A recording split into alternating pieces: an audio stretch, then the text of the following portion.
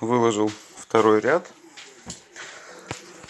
камина. Здесь режется несколько кирпичей. Это угловой, вот он с него на той стороне, и обрезка с него здесь.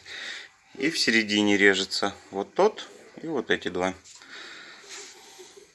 Во втором ряду вот этот и этот угловой. Размер стандартный, то есть с половинки кирпича берем, даже вот центральный кирпич. Вот эта середина кирпича 12,5 сантиметров, режем на угол его. Это то же самое режем на угол. Ну а здесь уже вымеряем, то есть кладем центральный кирпич, следующий, от него меряем вот это расстояние и меряем вот это расстояние.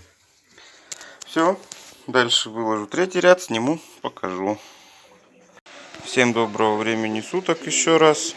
Вот, выложил третий ряд камина.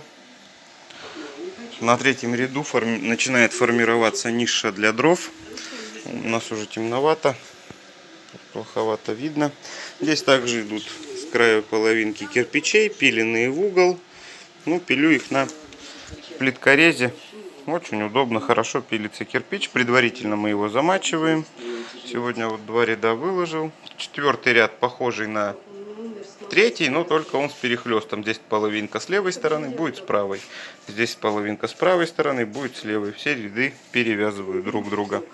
Но тоже сниму, покажу позже. Все, всем пока.